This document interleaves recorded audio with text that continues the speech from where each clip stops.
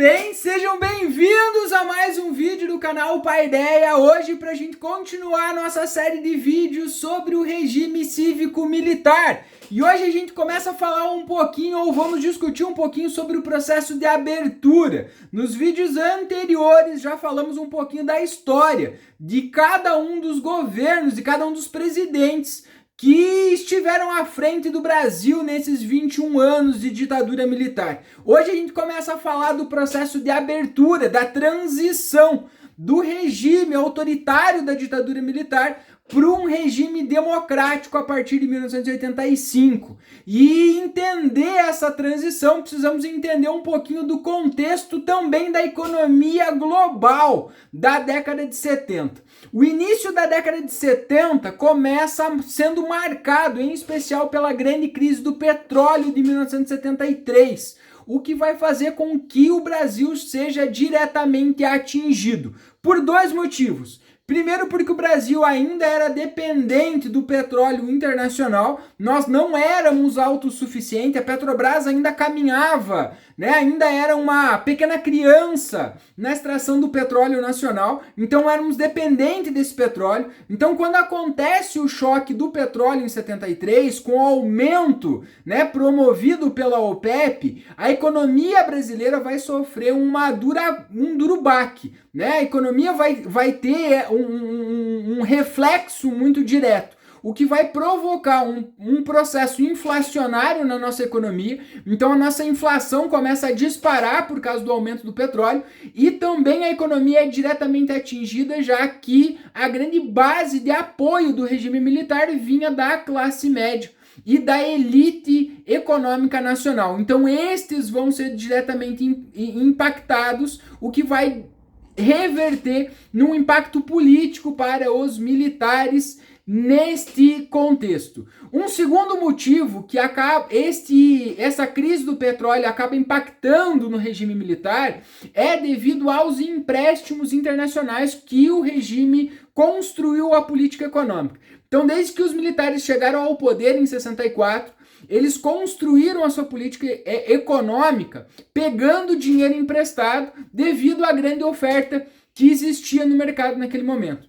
Então a crise do petróleo vai limitar esta oferta de empréstimos internacionais. Então o grande milagre econômico dos militares ele foi promovido com a injeção destas constantes remessas de dinheiro internacional que entravam na economia. A partir desse momento, esse dinheiro, de certa forma, ele fica mais limitado devido à alta dos juros, à dificuldade de encontrar esse dinheiro disponível. Então a nossa economia sofre dois baques, devido à característica econômica construída pela política econômica dos militares e o impacto também do aumento do valor, enfim, a inflação e o impacto econômico que esta alta do petróleo teve. A partir daí, então, começam algumas mudanças políticas nesse momento, devido a este impacto econômico que a gente vai ter. Então a gente não consegue mais expandir a economia e também temos um problema inflacionário. O aumento da dívida externa começa a crescer, não temos mais recursos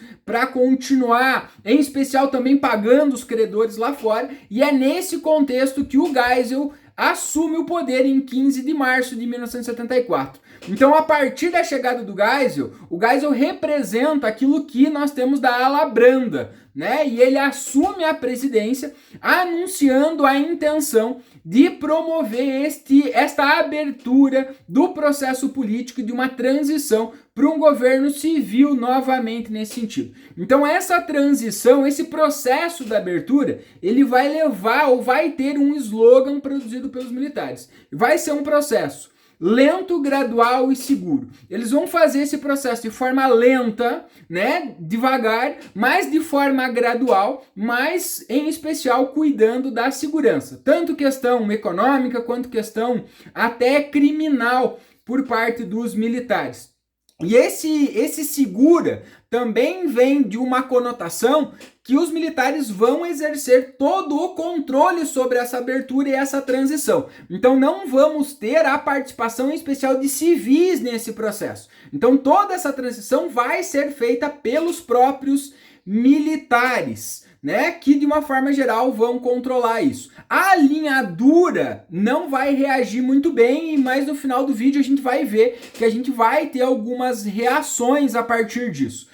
Outro fator que ajuda a acelerar o processo de abertura são dois acontecimentos importantes ligados às práticas do autoritarismo e das torturas, que é o assassinato do Vladimir Herzog em 1975 e o assassinato do trabalhador o Manuel Fiel Filho em 1976. Esses dois casos vão repercutir de forma bastante significativa na imprensa, tanto nacional quanto internacional. Então isso vai criar também uma pressão sobre o governo militar, sobre as questões, as práticas de tortura, as denúncias de que estavam acontecendo, né, práticas de tortura nas instituições ligadas ao regime militar nesse momento. Então isso também aumenta uma pressão, né, política sobre o regime militar, sobre esse autoritarismo praticado, né, sobre os militares nesse momento. E aí então começa esse processo. Uma coisa que vai provocar e vai acender um alerta sobre o governo militar, sobre esse processo de abertura, são as eleições que ocorrem em 1976, em 1974.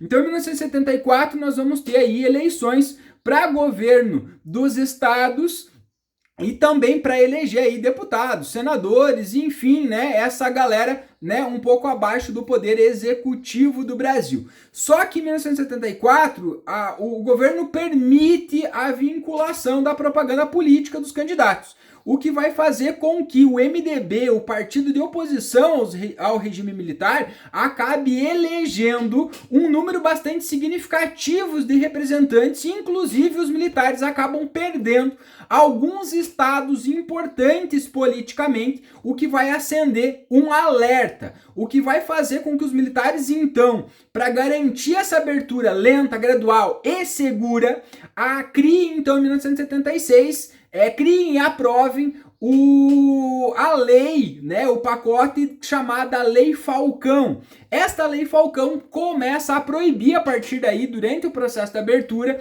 os debates e os discursos públicos durante a campanha eleitoral. Então, durante o período eleitoral, o que os candidatos poderiam fazer? Apenas apresentar uma fotografia e um pequeno currículo, né, da sua biografia, né, para a campanha, durante a campanha eleitoral. Isso vai fazer com que os militares consigam, então, controlar um pouco, né, o acesso político da oposição. Em 1977 vem um novo pacote, agora chamado Pacote de Abril. Esse também vai mudar algumas regras eleitorais para este processo de abertura. Entre estas mudanças acontece a ampliação do mandato presidencial, que era de 5 anos, passa a ser para 6 anos, e também, em especial, a eleição dos chamados senadores biônicos. Então, a partir de 77, 1/3 do Senado brasileiro, dos senadores brasileiros, são indicados e escolhidos pelo próprio presidente da República.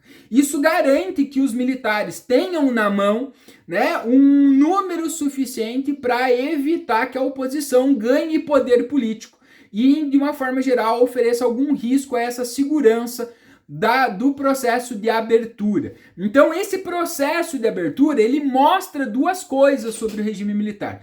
Primeiro, ele mostra uma fraqueza, né? Porque mesmo com toda a censura, o controle, o autoritarismo, as pessoas, o cidadão brasileiro, ele demonstra o seu descontentamento e a sua oposição lá na urna, na hora de votar, de escolher os seus candidatos, né? Porque um grande número da oposição se elege nesse momento. Então mostra essa incapacidade da censura que os militares tiveram. Então isso demonstra uma fraqueza, mas ao mesmo tempo demonstra uma grande força ainda que os militares têm na mão, né, devido ao fato deles terem este poder de aprovar e desaprovar ou mudar a legislação e a lei brasileira a hora que eles quisessem. Então nós temos duas grandes forças nesse momento, né? Por um lado, a fraqueza, né, que o regime militar está enfraquecendo com a demonstração do descontentamento das pessoas na hora de escolher os seus representantes, mas por outro lado ainda demonstra a grande força política que os militares têm na mão conseguindo aprovar essas leis e essa nova legislação. Então, durante o governo Geisel, o que nós vamos ter de uma forma bastante importante é um aumento muito significativo das mobilizações populares a favor da redemocratização. Temos um número gigantesco de movimentos sociais indo para as ruas, fazendo passeata, fazendo movimentos, cobrando e discutindo e levando, né, o processo da redemocratização a público, mesmo com a censura, mesmo com a limitação dos meios de comunicação, né, demonstrando isso. Então as pessoas estão indo às ruas e se mobilizando, né, buscando discutir essas questões sobre a redemocratização. E em 15 de março de 1979 nós temos o segundo governo que marca o processo da abertura, que é a chegada do general João Batista de Oliveira Figueiredo. O Figueiredo assume a presidência da República, então, com a missão de terminar esse processo de abertura e, em especial, entregar o governo, então, para um civil. O governo Figueiredo, ele fica marcado, em especial, logo no início do seu governo, aí, no primeiro ano do seu governo, é assinada a lei da anistia no Brasil, uma lei extremamente importante, que vinha sendo cobrada por esses movimentos populares, movimentos sociais. Então a lei da anistia, ela vai permitir o retorno de exilados políticos, ela vai perdoar, né, e vai liberar os presos políticos, lembrando que muitos deles estavam presos e foram presos de forma injusta devido à censura, enfim, devido a todo o autoritarismo dos militares. Mas a lei da anistia tem um lado negativo, que é também, ela perdoou muitos dos militares que cometeram crimes ou que estavam sendo investigados pelo abuso de poder, pelo autoritarismo e pelas violências cometidas, as arbitrariedades cometidas durante os processos de investigação, enfim, as torturas, os assassinatos que aconteceram. Então ela perdoa de forma ampla todos, tanto os presos, quanto aqueles que cometeram crimes a favor do regime militar neste momento. Por isso a lei da anistia, de uma forma geral, é bastante criticada. Em 1979, também o governo Figueiredo dá um outro passo importante nesse processo da abertura, que é a reformulação partidária. Então, o bipartidarismo que valia até então, né, a Arena, o Partido dos Militares, e o MDB, a oposição, são extintos e abre-se novamente o pluripartidarismo. A partir daí surgem alguns novos partidos políticos. Surge aí o Partido Democrático Social, surge o Partido Popular, surge o Partido do Movimento Democrático Brasileiro, o PMDB, surge o Partido dos Trabalhadores, o PT, alguns partidos ainda que existem até hoje, aí estão ainda atuantes. Então, a partir daí, o pluripartidarismo é aberto neste processo de abertura da transição. Mas o processo de abertura, ele não foi uma unanimidade entre os militares. Lembrando que dentro do regime militar existia uma disputa de poder entre a ala dura, né, uma galera mais conservadora que defendia mais autoritário, e uma ala mais moderada, que vinha a galera lá da ESG. Então, esses dois grupos políticos dentro do regime militar existia uma disputa.